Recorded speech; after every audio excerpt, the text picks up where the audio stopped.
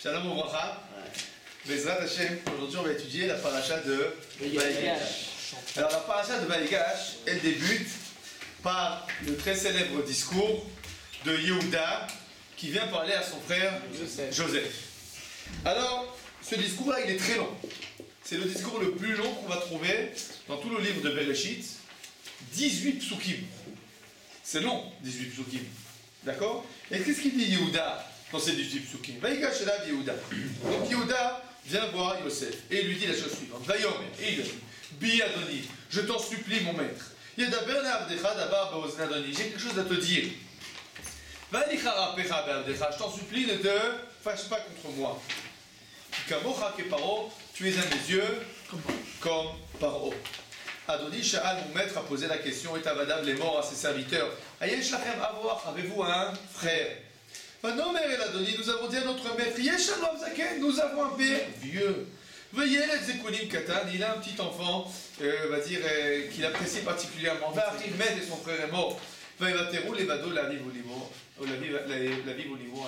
Il est resté pour ses parents, on va dire, leur réconfort. Ton mère est la Vedecha, je vais demander à tes esclaves. Oridou est là, amenez-moi votre petit frère. Versi Maïni Alav, je veux le voir.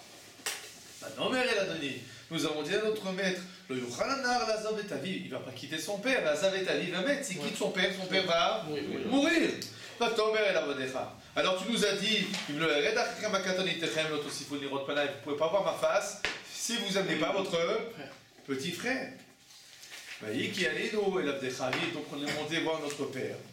Il nous a dit, et nous lui avons raconté ce que tu nous as dit. Notre père nous a dit, nous avons faim, amenez à manger. On ne peut pas si on n'a pas notre petit frère. Alors notre vieux père nous a dit, vous savez que ma femme m'a donné 2 enfants. Il y en a un qui est sorti, donc c'est Yosef, donc. Il a été tué, déchiré par une bête sauvage. Veloriti Vadena, je ne l'ai pas vu jusqu'à aujourd'hui. Ou le capitaine, vous allez prendre celui-là au Krao, à Sand, il va lui arriver quelque chose. Alors, je vais décéder dans l'amertume et la souffrance. Et oui, maintenant si je vois mon père et j'ai pas le fils, et leurs 2 âmes sont liées, qu'est-ce qui va se passer? Il va mourir.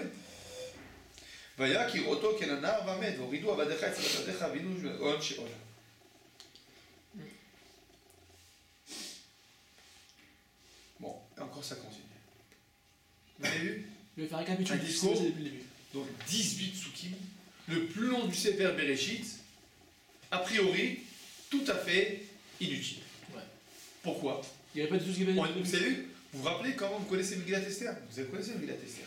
Donc dans Megillat Esther, comme ça s'appelle, Esther elle veut sauver le peuple juif du décret de Achashverosh. Comment c'est marqué dans la Megillah? Vatigash Esther Amalka, Lifnei Amelech, Vatefk, Vatitranello. Donc elle est venue, elle lui a pleuré, elle a imploré, et bon, Achashverosh, il a répondu. Qu'est-ce qui serait passé si la Torah nous avait dit Vaïgash elav? Donc Yehuda, il a pleuré, Vaïefk, Vaïtranello, il a imploré, et ensuite, bon, alors Yosef, il s'est dévoilé. Pourquoi la Torah nous raconte pendant 18 psukim tous les détails de tout ce qui a été dit, comme si c'était des choses qu'on ne savait pas, comme si c'était pas important, ou comme si c'était très très important. On sait très bien ce qu'il lui a dit, même s'il y avait marqué qu'il a pleuré, il a imploré, il aura imploré. Qu'est-ce que tu aurais deviné? Qu'est-ce qu'il lui a dit? Tu aurais deviné plus ou moins ce qui lui a été dit. Mais la Torah, elle vient 18 psukim, en long et en large. Mais 10 psukim, est-ce que ça a un rapport 10 psukim avec peut-être 18 années, comme ça, pour se rattraper, non?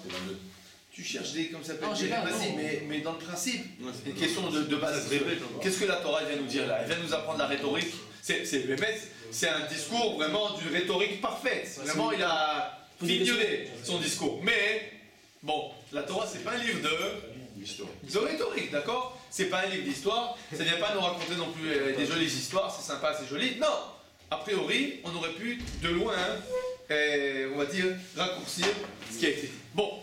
Tout cela nous amène évidemment à regarder ce que nos sages nous disent dans le Midrash. Et vraiment, nos sages dans le Midrash, enfin ici, il s'annonce, comment ça s'appelle? Il y a beaucoup de Tiachasot. Traite. Nos sages traitent dans les midrashim de ces psukim vraiment en long et en large. Alors regardez ce que nous dit le premier midrash que vous avez devant vous. Parashat Tzadik Gimel, autre. Adoni Shalet Avada. Alors Yehuda vient et dit, notre maître nous a posé la question, etc. Est-ce que vous avez un petit frère, etc. Amarlo. Alors regardez comment le midrash nous dit la chose suivante. Amarlo. Donc Yosef et Yehuda a dit à Yosef. C'est pas possible. Tu nous as cherché depuis le début. Comment Médinotaire de l'Émitzrem? Dis-moi, il y a beaucoup de pays qui viennent ici en Égypte pour demander, comment ça s'appelle, acheter de la farine. Les Shaver Ochel. Et tu as posé la question à personne sur leur famille. Shema Bitra Banolika. On est venu te demander ta soeur en mariage, ou Ata Savo Lisa et Tachoten, ou bien tu es venu demander à te marier avec notre soeur. Bon, peut-être que le Midrash est déjà, il est pas bien sauf là. Ouais, donc Yehuda vient, en fait, il attaque Yosef. Il dit, je comprends pas, on est venu, on a demandé à se marier les uns avec les autres. Pourquoi tu nous as fait autant d'enquêtes? Afal Pichen, malgré cela, on t'a tout dit. Amar leur a dit, ouais, Ben Pati Tata. Ah, je vois que t'es un beau bavardeur. Tu parles beaucoup. Répond Yosef à Yehuda. Yesh ba'achicha patit kamocha. Peut-être qu'il y a dans tes frères aussi quelqu'un qui est un bon bavardeur comme toi. Amar lo, Yehuda répond. Kol zot shataroe ani arafti oto. Non, tu n'as pas compris. Moi, je suis responsable vis-à-vis de mon père au sujet de Binyamin. Amar lo répond Yosef à Yehuda. Écoutez bien ce qu'il lui répond. Mi pnema lo asitaken et achicha kshemacharto to la ishmeeli be'esrim kasef ve'tziarta et avicha azaken. Alors, pourquoi tu te comportes comme ça maintenant avec Binyamin? Mais quand vous avez vendu votre frère Yosef pour $20 aux Ishmaélites, tu n'étais pas là-bas pour dire attention, stop. Et en plus, tu es parti et tu lui as dit que Yosef a été avalé par une bête sauvage. Quand Yehuda a entendu ces paroles-là, il a commencé à pleurer, à hurler. Amar, il a commencé à pleurer. Qu'est-ce que je fais? Comment je vais revenir voir mon père? Amar Yehuda et Naphtali. Alors Yehuda, il a dit la chose suivante à Naphtali. Lech ou e kama shvakim et Mitzrayim. On va voir combien il y a de shvakim, de chouk. C'est le chouk, c'est le marché. Bon, enfin, l'idée en fait, c'est le regroupement de personnes. Au marché, tout le monde se regroupe. Kafaz vechazar, donc Naphtali, il est très agile, il est revenu vite, il lui a dit Shnemasa, il y a 12 marchés. Amar Yehuda et Achiv. Alors Yehuda dit à ses frères, Ani achiv même shlosha, ou plus kol echad ve'echad ve'lo nesher ben ish. Alors, je m'occupe de 3, je les anéantis. Chacun d'entre vous, vous anéantissez un. À nous tous, on anéantit les 12. Amrolo echad Yehuda. Alors maintenant, les frères disent à Yehuda, Mitzrayim ena ki Shrem. Et Mitzrayim, c'est pas Shrem. Imatam achiv et Mitzrayim, t'achiv et kol olam. Si tu détruis l'Égypte, tu as détruit le monde entier. C'est comme si tu disais détruire les États-Unis. Et je comprends pas pourquoi maintenant Yosef il vient. Bon, à ce moment-là, lo yachol Yosef leitapek. Alors Yosef il peut pas se retenir. Voilà. C'est par danger. Point. À la fin, là. C'est par danger. Vous avez pas compris? Tu bouges la caméra. C'est très grave ce que tu viens de faire. Tu te rends compte que quand tu fais quelque chose dans la caméra, tous les gens qui sont en train de regarder, qu'est-ce qu'ils font? Alors, bon, on continue. Je n'ai pas compris qu'est-ce qui s'est passé là. Ouais, moi non plus. Si maintenant. Vous n'avez pas compris ce qui s'est passé, c'est tellement clair. En fait, ils ont Si maintenant. Le SAF il lui dit pourquoi est-ce que tu pleures pour Binyamin alors que tu avais vendu vos frères à 20 Voilà, il y a. Mais il a pas dit ça. Attends, mais. C'est évident, tu vois, quand Yehuda il vient voir Yosef, alors Yosef il dit, mais tout t'as vendu ton frère Yosef? Et en plus il a dit, t'as rendu Yosef. Mais comment tu sais que t'as entendu Yosef? Comment il le sait? Il a la coupe et c'est un Tu crois pas au Midrash? Quoi, ils mentent? Non, j'ai pas dit ça. Ok, mais Yehuda, il a joué dit qu'il avait. Comment il sait? Non, mais à ce moment-là de l'année, vous continuez à tourner. Ozar. Attendez, non, attendez. Ah, bah oui. Tu tombes encore dans le panneau? Moi j'y crois vraiment à Sarah, on m'a vraiment raconté. Non, qu'est-ce qu'il y a? J'ai envie de répondre quoi? Bataille. Arrêtez, là vous ruinez mon enfance, c'est pas cool. Il faut comprendre ce que le Midrash veut nous dire. Bon, c'est évident. On va commencer comme ça. Vous voyez Yehuda qui vient, qui parle devant, comme je sais pas moi, donc le président des États-Unis, et commence à dire comme ça. Attention, hein, on va tout détruire. Et il parle à ses frères, tu comprends? Pour Yehuda, d'accord, c'est un gros malabar, Rimbaud, tout ce que tu veux. Tout ce que tu veux. Bon, il va détruire tout seul, comme ça s'appelle, la moitié d'Égypte. Et à chacun de sa frère, il dit, bon, vous prenez chacun une ville. Ah, on nous a dit qu'ils étaient très forts, Rav. Non, c'est en ce moment-là. Non, mais c'est après qu'il lui a dit, quand il a fait la remarque, Yosef. Oui, alors, donc Yosef, il vient, il lui dit, écoute, pourquoi t'as ton frère Yosef? Qu'est-ce qu'il répond Yehuda? C'est quoi, on va détruire toute l'Égypte. Mais Tranquille, là, pourquoi pas? Écoutez, dans le Midrash, on peut écrire tout ce qu'on veut. qu'importe les chouks. Qu'importe les chouks avec. Mais non, les choux, ça veut dire c'est les Combien il y a de personnes, genre Ah Combien il y a de personnes du coup Combien de personnes? 12 millions? J'en prends 3, vous en prenez un chacun. Mais il y a un rapport avec le fait que Yosef il est dit pourquoi vous avez vendu Yosef? C'est pas moi, c'est moi qui pose des questions aussi. Je vous pose des questions, je vous dis, vous lisez le Midrash, je vous dis, ouais, voilà, moi je l'ai appris quand j'étais au GAN, c'était super. C'était vrai, ouais, bien sûr, évidemment. Donc tu vois évidemment Yehuda, tu vois qui vient. Dans les psukim, comment c'est marqué? Yehuda il vient, il implore Yosef. D'accord? Dans les psukim, comment il parle Yosef, Yehuda? Tout gentil, tout doux, etc. Bon, alors nos sages apparemment ils ont trouvé que c'était trop soft. Donc qu'est-ce qu'il vient, ils lui disent, maintenant il dit non, il va tout détruire. Et en plus de ça, Yosef il lui dit, mais dis-moi, où t'étais quand vous avez vendu ton frère Yosef? Non, il ne pas se savoir. Il n'est pas censé savoir? Pourquoi il n'est pas censé savoir? Il a Yehuda, il a jamais. Mais c'est Yosef! Oui, il a jamais. Yehuda, il sait pas que c'est Yosef. quoi ça? Ah bon! C'est quoi ça? C'est le roi d'Égypte, c'est le mec le plus. Il a la coupe là, il se fait passer par un médecin avec sa coupe et il dit que je vois tout dans. Même quand il a. C'est un midrash ça. Non, c'est Rachid qui dit ça, même quand il a appelé ça dans C'est Rachid qui dit ça. Ah, du midrash. Tu vois? Mais je comprends pas, ça veut dire qu'il s'est révélé à ses frères par danger pour l'Égypte. Il s'est pas révélé parce que c'était l'émotion.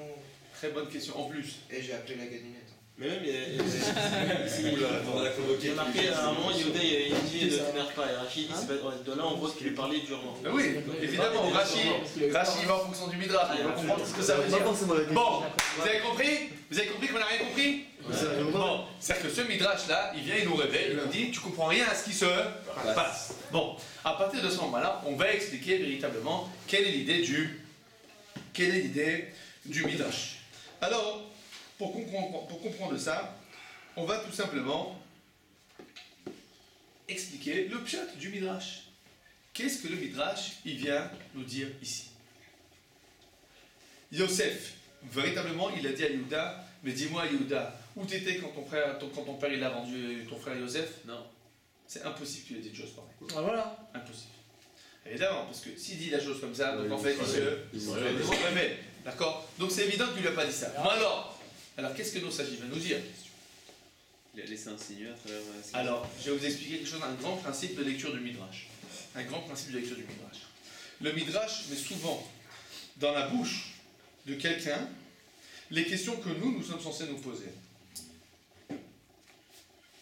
Je répète. Le Midrash met dans la bouche d'un personnage les questions que nous sommes censés nous poser. À savoir, quand le lecteur lit cette paracha, quelle question il se pose? Pourquoi il se dévoile pas? Non. Non, comment Yehuda il a pu ne rien faire face à la bande de Yosef? Exactement. Quand tu vois un tel discours de Yehuda, quelle question qui se pose? Comment il a pu faire ça pour Dis-moi maintenant. T'es en train de parler maintenant, mon père, il est vieux, il va pleurer, il va pas se sentir bien, et son frère, et là, et tu te dis, attends, dis-moi, mais Pourquoi t'es sentimental comme ça, Yosef, tu tu te moques de qui? Où t'étais quand? Yosef il est devant. Quand Yosef, attends, c'est pas forcément Yosef, il a rien dit dans les mots, mais cette question-là, c'est la question qu'on est censé qui se poser. Nous, quand tu lis les psukim, tu vois comment il fait, un discours tellement ému, tellement, émouvant, et tu te dis, attends, mais arrête ton char, Bénur. Mais où t'étais quand? Yosef. Où t'étais quand ils ont vendu Yosef? T'as pas pensé à la tristesse de ton père, au fait qu'il va être, qu'il va être déchiré, etc. Bon. Une fois qu'ils ont Attends, qui c'est qui se pose cette question? Nous. Et qui encore? À ce moment-là, qui c'est qui? Yosef. Yehuda. Yehuda. Voilà. Yosef aussi se pose cette question, évidemment, Ça suit, hein. dans la tête. Mais aussi, qui c'est qui est en train de se poser la même question? Tant qu'il est en train de parler, qu'est-ce qu'il ressent, Yehuda? Mais quel traître je suis! Un mytho. Regarde, maintenant je suis en train de parler, mais où j'étais quand mon frère il était? Et alors maintenant, qu'est-ce qui se passe? Regardez ce que Midrash nous dit. Quand Yosef il vient et lui dit ça, qu'est-ce qu'il fait Yehuda? Qu'est-ce qu'il y a marqué dans le Midrash? Non. Qu'est-ce qu'il y a marqué dans le Midrash? Il pleure. Et il crie. Il pleure et il crie. Qu'est-ce que ça veut dire? Que véritablement à ce moment-là, qu'est-ce qu'il ressent Yehuda? Vraiment, j'étais pas. ils se sont culpabilisés. Donc vraiment, il se dit, vraiment, je ne me suis pas comporté bien avec mon frère. Avec mon père, avec mon frère. Et à ce moment-là, qu'est-ce qui se passe? Il va détruire tout. À ce moment-là, il est prêt quoi? Il est prêt à tout détruire. Vraiment, vous avez pensé qu'il a dit devant Yehuda, devant Yosef, il dit, bon, Naphtali, va voir, va vérifier. Et Naphtali, ça lui a pris une seconde de revenir. En cachette. Ah, on dit qu'il court vite. Oui, il court vite, très bien. Naphtali, il court vite. Mais tu te rends compte que courir dans toute l'Égypte et revenir, et il est devant Yosef, et lui dit, une seconde. Naphtali, tu veux vérifier? Il revient, et il dit, attention, une seconde. Et Naphtali dit, bon, alors combien on a alors? Bon, vous arrangez tous. Une seconde, Yosef. Bon, alors vous arrangez tous, et bon, toi tu détruis un, moi 3, évidemment. Vous voyez la scène? C'est réaliste. Spielberg. C'est réaliste. C'est Spielberg. C'est... Il n'y a pas de respect quoi. Mais non. Mais comment tu peux faire ça devant le roi d'Égypte? C'est impossible. Bon, alors, qu'est-ce que ça veut nous dire? Je sais pas, c'est trop caché là. Ça veut nous dire tout simplement que Yehuda, à ce moment-là, il est prêt dans Il avait son une cœur rage à énorme. détruire. Il a la rage. Voilà. C'est-à-dire que Yehuda, à ce moment-là, lui a dit, écoute, si tu es prêt à mourir pour ton frère, qu'est-ce qu'il répond? Oui. Tu es prêt à détruire le monde pour ton frère? Qu'est-ce qu'il répond? Oui. Évidemment, c'est pas qu'il va détruire le monde, on va dire. Comment ça s'appelle? C'est pas que maintenant il est parti véritablement, il a organisé l'armée pour détruire le monde. Lui et ses 11 et ses 10 frères, ses 9 frères. Mais c'est quoi? De quoi il parle le Midrash en fait? Il est prêt, Hein? Il est prêt. Il est prêt à. À ce moment-là, Yehuda il est prêt à. Maintenant, d'où nos sages ils apprennent tout ça? Du discours, du pshat. C'est-à-dire que si la Torah nous raconte le discours tellement émouvant de Yehuda, c'est pour nous dire quoi? Que malgré tout ça. Qu'en fait, Yehuda lui-même, il est très touché, très ému. Et il est vrai, on va dire que quand tu vois un discours pareil, tu comprends que ce bonhomme-là, il est prêt quoi? Il est prêt à faire tout. Il est prêt à tout pour défendre son frère. Et à ce moment-là, véritablement, ce discours, c'est quoi? C'est le reversement de ce qui s'est passé avec Yosef. Et donc nos sages, comment ils nous expriment tout ça? Ils nous mettent dans la bouche de Yehuda et la bouche de Yosef tout un discours qui vient en fait nous faire comprendre que, attention, ce discours-là que tu vois, que tu lis, c'est pas un discours émouvant, d'accord? C'est pas de la rhétorique qu'on est en train de te parler là, on est en train de maintenant de te mettre à nu les sentiments de Yehuda, que tu comprennes qu'à ce moment-là, Yehuda, d'accord, il est prêt à tout faire pour défendre son frère. Je crois que Yehuda, c'est lui qui a proposé de le vendre. Maintenant, ils sont 9 autres derrière. Yehuda, c'est lui maintenant qui est responsable C'est ça, de parce son qu'il a père. dit qu'aussi il n'aime pas son frère. C'est comme ça de Binyamin. Il est responsable de Binyamin. Avec Yosef, Attends, donnez une seconde derrière. Regarde, vous avez vu que le Midrash, qu'est-ce qu'il dit? Dis-moi, t'es un beau parleur. Mais celui qui a Qu'est-ce que ça veut dire, t'es un beau parleur? Vous avez compris qu'à ce moment-là, le Midrash, il a posé quelle question? Pourquoi tu fais comme ça? Non. Quelle question le Midrash il pose quand tu dis t'es un beau parleur? Il est en train de poser la question. À quoi tu joues? T'as pas de parole. Non, Par rapport à Yosef. c'est pas Il pose la question dans le chat. Il dit, mais pourquoi la Torah parle de 18 psukim? C'est quoi le beau parleur? Tu parles longtemps. C'est-à-dire qu'en fait, le Midrash, en fait, là, il nous a posé la question qu'on s'est posée nous. Mais dis-moi, mais tu parles longtemps. Réponse: oui, je parle longtemps, pourquoi? Parce que je suis responsable. Et alors là, attends, si tu es responsable, pourquoi tu n'étais pas responsable vis-à-vis de Yosef? Les pleurs, les cris, on va tout détruire. D'accord? On est prêt à tout. Vous avez compris comment le Midrash il travaille? C'est un sacré Midrash. Hein? C'est un sacré Midrash. Oui, mais il faut que tu comprennes, encore une fois, tu comprends, tu peux lire le Midrash de façon... Disons que même si tu l'as lu comme ça, même si tu l'as lu comme à la façon Galenet, d'accord? Tu as compris le message. D'accord? Donc je suis en train d'expliquer qu'il faut comprendre le message et pas forcément croire que c'est ce qui s'est passé vraiment dans la réalité, comme comprendre que c'est ce qui ressort des comme ça s'appelle, des psukim. Nos sages là ne parlent pas forcément d'une réalité concrète, comme qu'ils nous parlent de ce qu'il y avait dans le cœur. Maintenant qu'on a compris ça, on va voir un autre midrash qui est véritablement il continue, la continuation du premier midrash. Alors regardez avec moi le prochain midrash, Dalet, pas le guillemet, le Dalet. Davar achem, Vayigash elav Yehuda, Ktiv. Kimaim amukim etza benetish. Donc, c'est deux eaux profondes, ce qu'un homme y ressent. De quoi il s'agit? À quoi ça ressemble? Les be'er amuka meleat soler. Donc, il s'agit d'un puits très profond avec, au fond du puits, de l'eau, une belle eau. D'ailleurs, meleat solenin ve'afin. Il y a de l'eau fraîche et belle. Maintenant, le puits est tellement profond que personne n'arrive à monter de l'eau. Meshicha et Meshicha. Alors il y en a un, il est venu, il a pris une corde, et il a ajouté encore une corde, et après la cravate, et après la ceinture, et après les cheveux, etc. Bon, jusqu'au moment où il arrivait à faire à mettre au bout de ça un seau, et arriver à l'eau. Vedala et Mena Veshata. Veitrilo à cause d'Odin de Menim Shoti. Tout le monde a pu finalement boire de l'eau.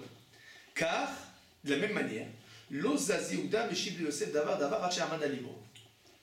De la même manière, Yehuda, il n'a pas arrêté de parler jusqu'à qu'il a touché le cœur de Yosef. Qu'est-ce que le Midrash est en train de nous dire là?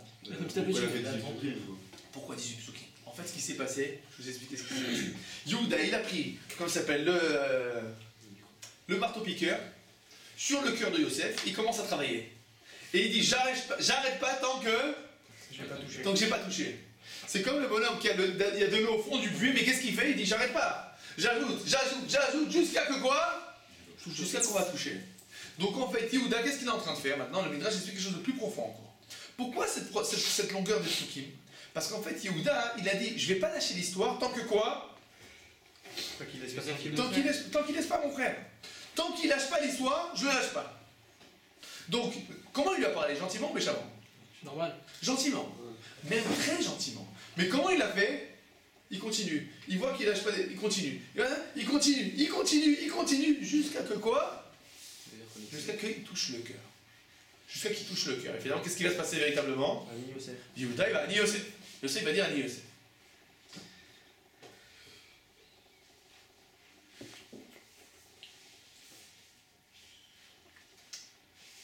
On va voir encore un autre midrash, et après, on va expliquer encore un point important.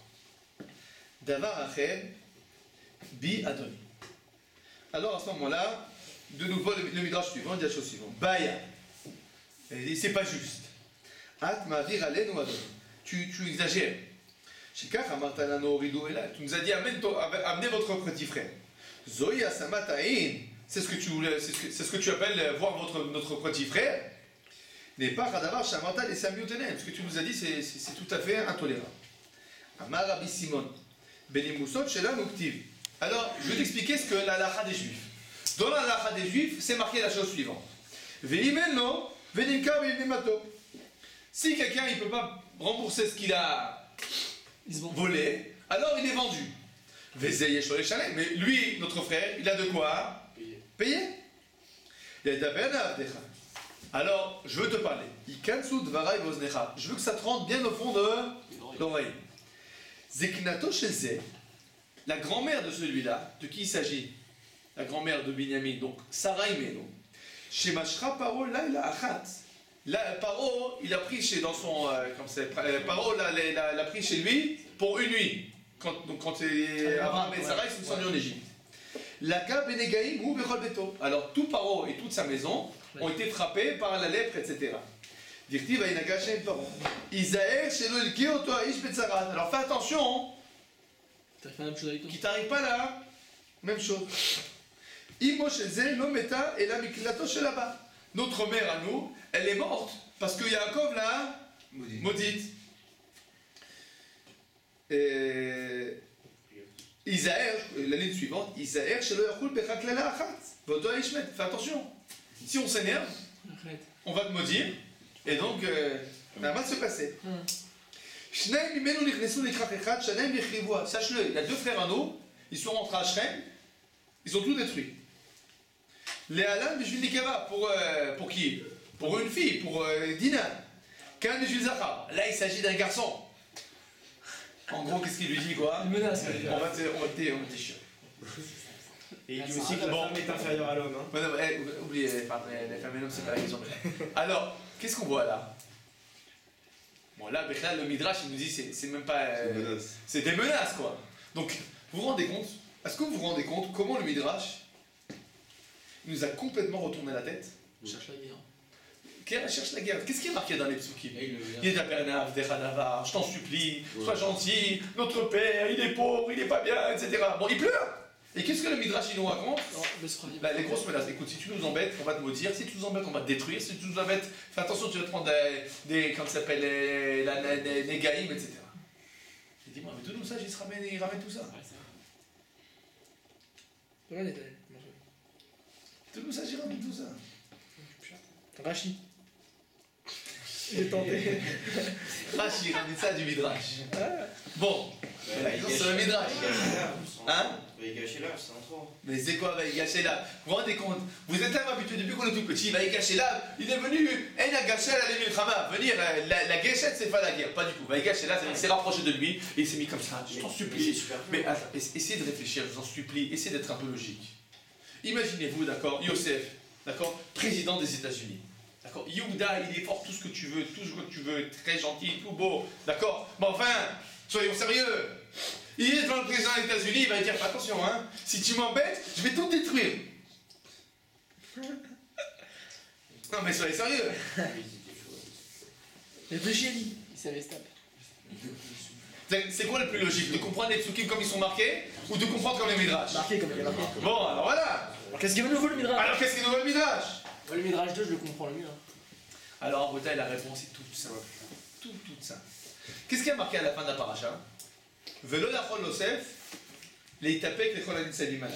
D'accord? Donc Yosef, il n'a pas pu se retenir. De quoi il a pu se retenir? De dire qu'il est. Fracasser Yehuda. Non, de garder Non, son de se dévoiler.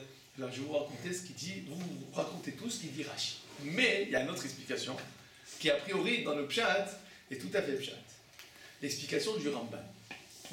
Alors le Ramban il dit, le Lachol Yosef les tapek. Donc Yosef va se retenir les chol en salimana de tous ceux qui sont là. Qu'est-ce que ça veut dire de tous ceux qui sont là? Il pleurait. C'est frère. De tous ceux qui sont là et qui les regardent. Ah. Je vais vous expliquer. Yehuda, Yosef il est haut. Yosef il est assis sur son trône. Autour de lui, il y a quoi? Tous les magistrats d'Égypte. D'accord? Il est entouré comme ça. Il y a 50 personnes dans la salle du trône. Et voici quelqu'un qui vient et commence à pleurer. Mon père, il est vieux. Et qu'est-ce qui va se passer avec lui? Et son frère, et il va mourir. Et il commence à pleurer. Et les trucs, et pendant 18 psukim, il pleure.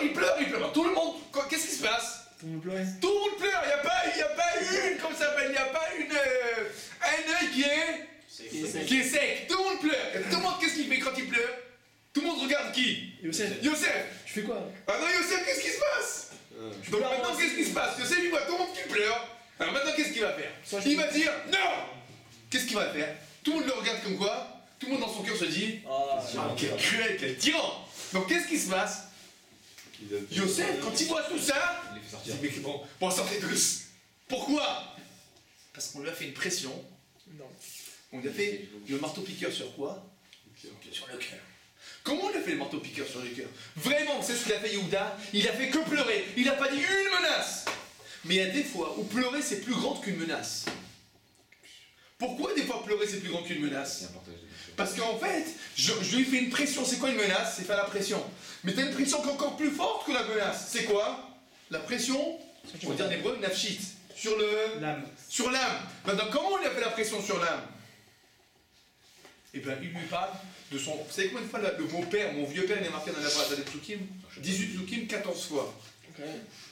Pourquoi on parle 14 fois son vieux père? Parce que son père, il a doré. Mais non, C'est son prénom. prénom. Parce que si tu parles de ton vieux père 14 fois, devant n'importe quelle assemblée que tu pleures, qui va mourir ton père, qu'est-ce qui se passe? Ok, vas-y. Il n'y a personne qui peut être indifférent. Donc qu'est-ce qu'il a fait en fait? Il lui a fait une pression. Comme ça, je sais pas comment on dit, une pression d'affiche. Une pression sentimentale. Il n'y a pas d'autre mot? Émotionnelle. Il lui a fait la grosse pression émotionnelle Yosef. Comment? Yehuda, en parlant, en pleurant. Et nos sages nous disent, tu sais ce qu'il a fait là? C'est tout simplement des menaces.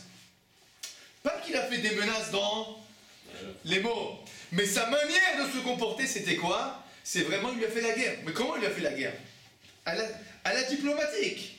C'est bizarre qu'on le rapporte au Midrash. Hein? C'est bizarre qu'on le rapporte. Non, le Midrash, il veut te dire quelque chose. Je vais expliquer, c'est très important de comprendre. Pourquoi le Midrash raconte comme ça? Je vais expliquer. A priori, tu peux lire les psukim tranquille. Et pas faire attention à ce qui est en train de se passer. Tu peux lire les 18 psukim, d'accord? Tu dis, bon, c'est un beau discours, et tu continues. Mais tu fais pas véritablement attention à qu'est-ce qui s'est passé dans la réalité. Le Midrash, qu'est-ce qui vient? Il te choque. Pourquoi il te choque le Midrash? Il vient te dire, attention, tu comprends pas que c'est très violent ce qui se passe là? C'est violent ce qui se passe. C'est comme tu vois quelqu'un qui vient, un bonhomme, il vient dans la rue. Et il t'attrape, puis tu dis, tu sais quoi? Je dois me marier dans 2 jours. Et j'ai pas à manger, et j'ai pas quoi payer, etc. Je t'en prie, il commence à pleurer et à hurler devant toute la rue. Je t'en supplie, aide-moi, aide-moi, aide-moi. Qu'est-ce que tu vas faire? Je vais pas dire non. Tu vas pas lui donner 2 shekels? Tu vas donner 2 shekels, pourquoi? Qu'est-ce qu'il t'a fait? Il a l'impression. Il t'a fait de la violence. Seulement, c'est pas de la violence avec des coups ou avec des mots. C'est comment de la violence? La honte. L'émotion.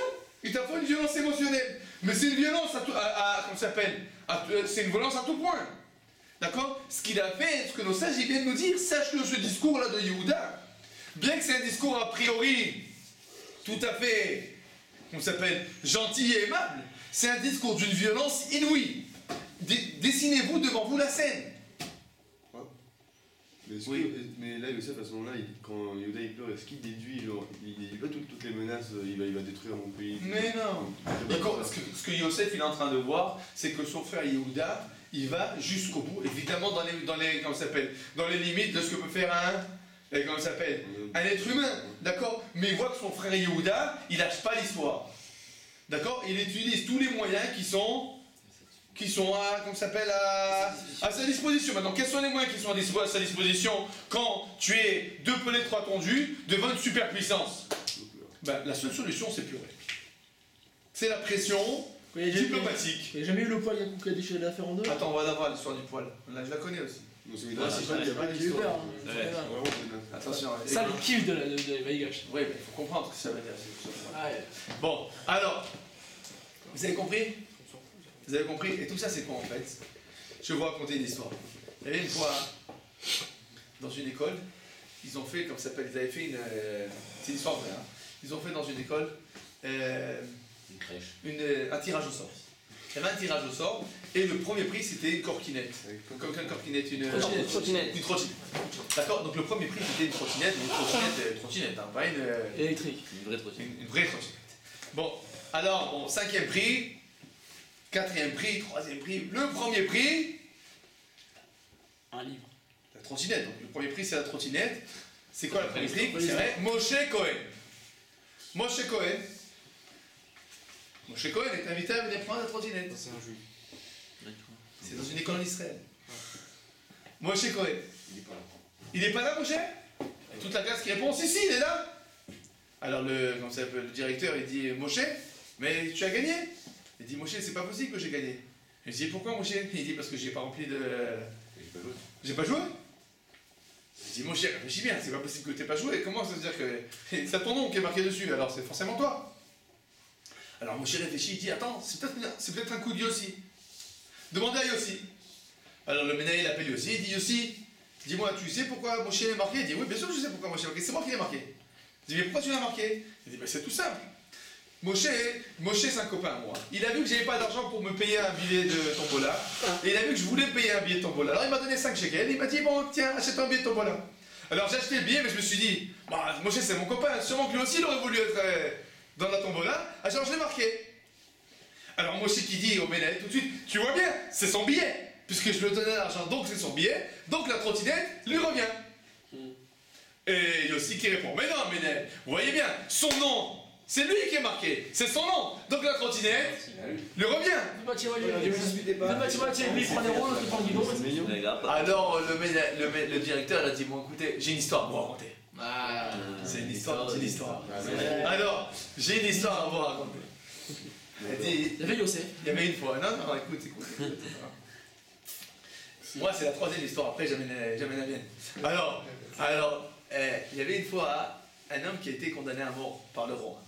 D'accord? Et donc il dit, bon, dernière demande. Et il dit, j'aimerais voir ma femme. Et où elle est ta femme? Dans la ville d'à côté. Le roi qui rigole, il dit, de qui tu te moques? Il dit, la ville d'à côté, donc tu vas jamais revenir. On veut te pendre haut et court. On veut pas que tu t'enfuis. Il dit, non, je ne ferai pas. Alors à ce moment-là, vient son ami, il dit, écoutez, roi, je veux pas de garant. Je veux pas de garant qui revient jusqu'à lundi midi. Si jusqu'à lundi midi, il ne revient pas pendant des mois. Tu es prêt? Et il dit, alors t'es prêt? Il dit, oui, je reviens, pas de problème. Bon, il s'en va. Arrive dimanche, Il est toujours pas revenu. Alors tout le monde commence à regarder l'autre et dit mais t'es complètement. Tu crois vraiment qu'il va revenir? Il va s'enfuir, c'est évidemment. Il doit être déjà dans un autre pays, loin, bien lointain, et tranquille. Tu es fou. Mais non, je lui fais confiance, il va revenir. Lundi matin. Toujours pas. Ce qui se passe en fait, c'est que véritablement il est sur le chemin du retour. Donc c'est ce qui s'est passé.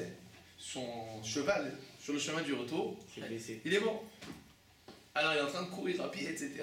Il trouver d'autostop en cheval, etc. Et cheval stop. Quand ça s'appelle le cheval stop, etc. Bon, mais ça prend du temps. Bon, déjà on passe la corde autour du cou de l'ami. C'est pas détendre. Alors, alors il court, j'arrive. Le bourreau vient déjà, quand ça s'approche et il hurle. Je suis là, ne pendez pas, je suis là, pendez-moi. Alors l'ami qui est donc avec la il dit non, c'est moi, il est en retard, c'est midi, c'est passé. Alors l'autre se dit mais non, c'est moi, pas possible, je suis revenu, je pouvais pas, il y avait le cheval, etc. Non, c'est moi, la loi c'est la loi, toi tu dois vivre, c'est moi qui dois mourir. Alors le roi il les voit, il leur dit vous savez quoi, je suis prêt à vous libérer les deux. Mais à une condition, que vous m'acceptiez comme troisième ami. Alors le directeur il dit aux deux enfants, je suis prêt à vous acheter encore une trottinette. Mais à condition que je sois votre troisième ami. La fraternité et l'amitié c'est quelque chose qui n'a pas de prix d'un côté, mais de l'autre côté qui quoi aussi, ça, comment ça s'appelle ça? Pareil ça relie. En hébreu c'est mais d'abord ça colle, ça veut dire quoi? Ça veut dire que ça adhère. Ça adhère, d'accord? Mais dans l'idée que quoi? Que quand tu vois la grande fraternité entre deux personnes, qu'est-ce que tu te dis? Moi aussi j'ai envie d'être avec eux. D'accord? Qu'est-ce qui s'est passé en fait avec Yosef et Yehuda? Yehuda il a montré une tellement grande fraternité pour Binyamin que qu'est-ce qui s'est passé? Toute l'assemblée, imaginez-vous la situation. Yosef le roi d'Égypte, mais fils à mon, qu'est-ce qui se passe? Toute l'assemblée elle est avec du quel côté? Des frères. Du côté de Yehuda. Pourquoi? Parce qu'il a fait un tellement grand élan de fraternité que finalement tous les Égyptiens se sont retrouvés avec de son côté. Il dit ah, ils sont trop beaux, ils sont trop gentils. Nous aussi on va être le troisième frère. On aurait bien voulu être leur frère à eux. Si comme ça ils ressentent pour leurs frères, qui sont prêts, qui se démènent pour leurs frères, nous aussi on veut être avec eux. Oui. C'est aussi le Midrash, mais c'est vrai ce qui s'est passé avec tous les magistrats et tout. Ils ont vraiment pleuré. Bah, le chef du passage, je t'explique, le Ramban explique comme ça. Yosef ne pouvait pas se retenir devant tous ceux qui sont là. Qu'est-ce que ça veut dire devant tous ceux qui sont là? Le Ramban explique, je te dis les mots. Est-ce que je ne vous ai pas marqué le texte, mais c'est de regarder dans le Ramban. Il y avait dans cette salle beaucoup de gens. Les Binyamin et tout le monde regardait Yosef en implorant d'épargner Binyamin, parce qu'ils ont été touchés et émus par les paroles de Yehuda. Et Yosef, il ne pouvait pas faire la mine dure devant tout le monde. D'accord? Donc en fait, le mot que je cherchais, c'était une pression psychologique. D'accord? Il a fait la pression. C'est mieux déjà. Voilà. Il a fait la pression psychologique. Vous avez compris? Vous avez compris? Maintenant qu'on a compris ça, on va comprendre un autre midrash.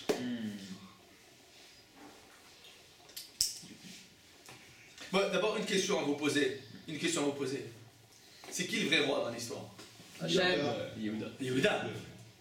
Vous vous rendez compte qu'à chaque fois dans les parachutes, on pose la question Yehuda, Yosef. À ce moment-là, on est quoi? C'est plus Yehuda. Pourquoi? C'est lui qui Regarde quel frère, quel homme.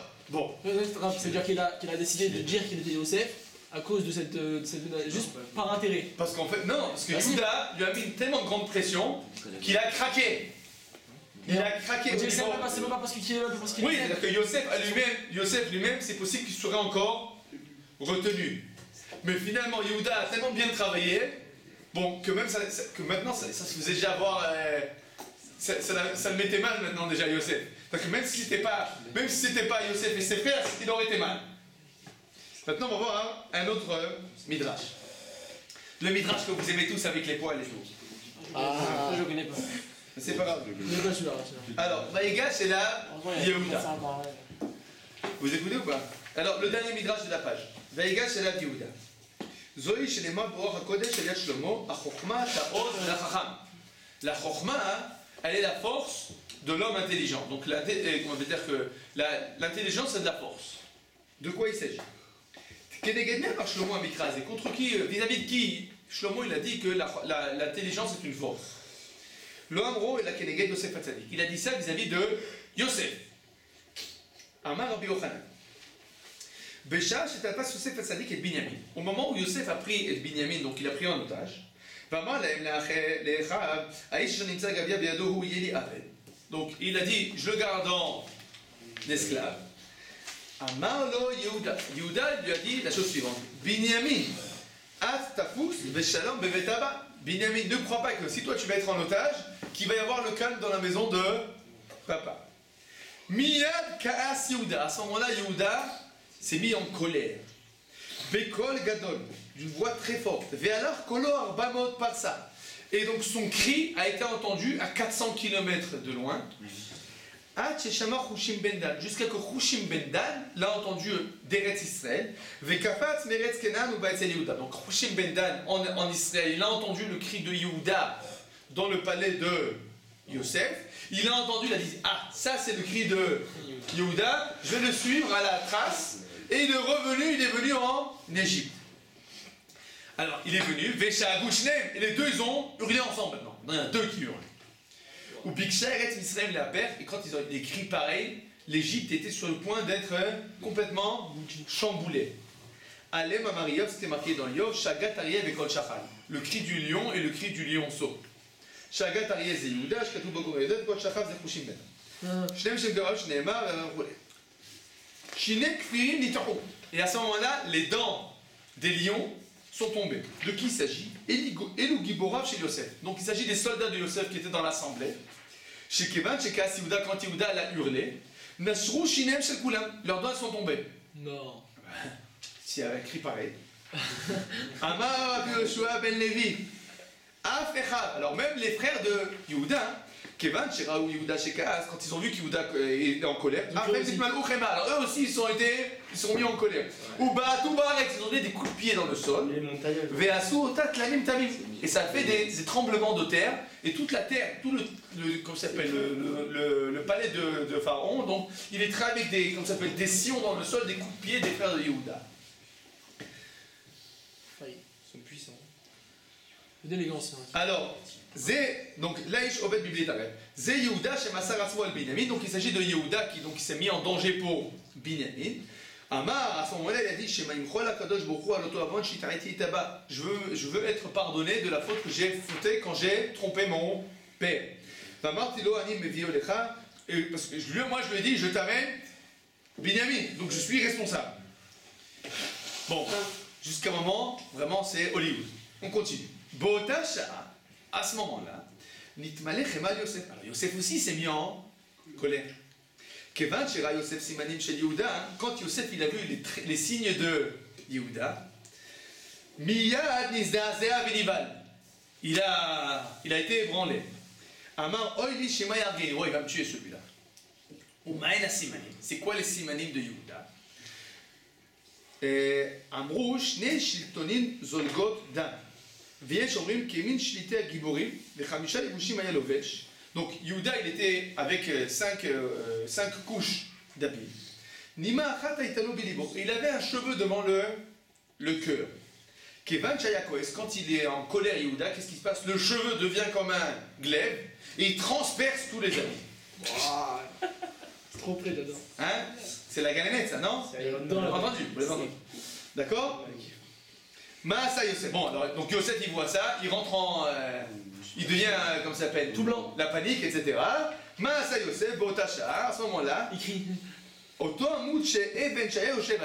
le pilier de pierre sur lequel lui il était assis, donc le pilier de son trône, il s'est levé, Ba'ad Bo, il a donné un coup de pied donc le pilier en marbre, il a transformé en des petits cailloux. Donc Yosef aussi, c'était un gros malabar. Il a donné un coup de pied dans le marbre et tout c'est devenu des, comme ça s'appelle, comme quand tu donnes un coup de poing dans le, comme ça s'appelle, dans le verre, tout vient des petits cailloux. Mais il y a Tamayouda. À ce moment-là, Yehuda il s'est dit attention, qu'est-ce qui se passe là? Vamar Zegibor Mimeni, bah celui-là il est plus fort que moi encore. Botasha, à ce moment-là, Chaz Yehuda Charbo le Shalfa Mitara. Yehuda il a voulu sortir son glaive. Venan Ishtefet, mais le glaive il sortait pas. Amar Yehuda, Yehuda il a dit Vadaï Zere Shaim. Ah, celui qui est en face de moi, c'est quelqu'un de Yere Shaim. Et à ce moment-là, Yosef se dévoile. De Midrash en Midrash. D'accord? C'est vraiment Hollywood. C'est vraiment Hollywood. Bon, alors. Qu'est-ce que le Midrash? Vous avez compris qu'il faut comprendre. Bon, alors, d'accord? Donc, l'idée, elle est générale. On a compris l'idée générale de quoi il s'agit. Maintenant, Hushim Ben Den, il a 400 km inattendu, n'est-ce pas? Problème. Hushim Ben Den était sourd. Ah ouais, c'est peut-être pour montrer la puissance du cri alors. Alors, qu'est-ce que ça veut dire montrer la puissance du cri? C'est que ça, que t'es en train de parler, c'est vraiment plus fort. Il était vraiment très. Tout simplement, c'est pas qu'il a hurlé et que son cri était un cri perceptible dans l'oreille, puisque même Hushim Ben Den, qui est sourd, il a entendu. Qu'est-ce que ça veut dire? Son cœur, il a crié. Son cœur, il a crié. C'est-à-dire que quand tu voyais Yehuda, d'accord, c'est comme si il parlait très gentiment. Mais comment il parlait très gentiment? Avec les larmes qui ruissellent. Et tout celui qui est à côté de lui, c'est comme si on lui avait. C'est comme si. Qu'est-ce qui s'est passé avec les dents qui sont tombées? C'est-à-dire que les dents, ils sont tombés. C'est quoi les dents? C'est quoi les dents? La férocité. La férocité, la force. Qu'est-ce que ça veut dire que les dents des guerriers sont tombées? Ils sont calmés, quoi. Il dit, bon, alors imaginez-vous que Yosef il dit, bon, emportez-le au cachot. Emportez-le au cachot. Qu'est-ce qui se passe avec les soldats? Quoi? On va emporter celui-là au cachot? Mais regarde comment il est. Qu'est-ce qui se passe? Ils deviennent comme des fiches-molles. Pourquoi il y a des fiches-molles? Pas parce que Yehuda, c'est un gros malabar. Pourquoi? Parce que Yehuda, c'est un gros malabar. Mais quel gros malabar? Pas avec les muscles.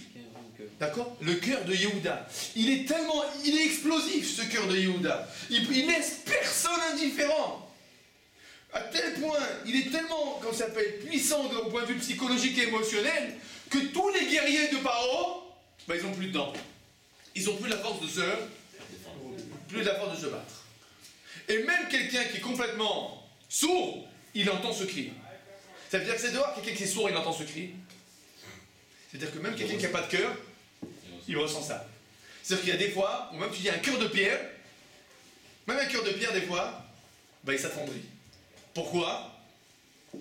Une situation tellement émouvante, même le cœur de pierre, il s'attendrit. Même celui qui est sourd, il entend. Et même les guerriers féroces, ils deviennent des moutons. Tout ça passe à quoi? Yehuda. Bon, alors, à ce moment-là, qu'est-ce qui s'est passé? C'est qu'il est roi. Le roi. Yehuda. Et le Midrash nous dit, non, Yosef, il est venu, il a donné un coup de pied sur son trône, et c'est lui le plus fort. En se dévoilant, il a donné un coup de pied. En se dévoilant, il a donné un coup de pied.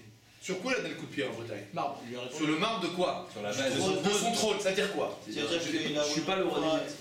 Il n'a pas le roi des pieds. le cœur de. En gros, sa véritable identité, c'est celle avec ses frères. Tout ce que vous dites, c'est bien, mais je vais vous ajouter quelque chose. Touche personne. À ce moment-là, qu'est-ce qu'il fait Yehuda? Qu'est-ce qu'il dit Yehuda? Yosef. C'est la base de son. Sortez-vous tous. Sortez tous. Il se dévoile à ses frères. Quand il dit sortez tous, il se dévoile à ses frères. Qu'est-ce qu'il a fait à ce moment-là? Il se dévoile pas déjà. Qu'est-ce qu'il a cassé? Réfléchissez. Qu'est-ce qu'il a cassé en disant sortez tous? Il a cassé son trône. C'est-à-dire qu'à ce moment-là, il ne se comporte plus comme un roi, il dit sortez tous. Comme un frère. Mais à ce moment-là où il a cassé son trône en disant sortez-vous tous, je veux leur parler, qu'est-ce qu'il a fait? Il vient le roi de. C'est lui qui est devenu le Yereshamayim. C'est lui qui est devenu le roi. Pourquoi? Pourquoi cette conduite de Yosef? C'est elle qui nous fait venir à penser que le glaive de Yehuda qui était sorti, il est devenu complètement impuissant. C'est-à-dire qu'avec toute la puissance que Yehuda a mis en place, finalement, Yosef, qu'est-ce qu'il a fait? Pas du tout. Pourquoi? Parce que la conduite de Yosef est encore plus puissante que la conduite de Yehuda. Pourquoi? Qu'est-ce qu'il aurait pu faire Yosef? Réfléchissez. Il aurait pu se dévoiler devant tout le monde. Il aurait pu se dévoiler devant tout le monde. Il aurait dit quoi? Je suis Yosef, que vous avez vendu. Et à ce moment-là, Et les bouchards. à ce moment-là, qu'est-ce qui serait passé dans la tête de tous les Égyptiens qui sont en train de pleurer? Ils auraient plus Ah, de ils auraient peine. plus Alors à ce moment-là, il aurait regardé tous Yehuda et il aurait dit eh ben vous allez. Alors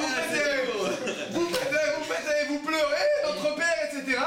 Maintenant vous vous rendez compte, Yosef, Il a pas voulu humilier son frère. Yosef il a pas. Lui, Yosef, il a été en quelle situation? Il a été à ce moment-là. Qui c'est qui est humilié dans cette situation-là? Yosef. Tout le monde le regarde, tout le monde pleure, il le regarde comme ça, espèce de cruel, etc.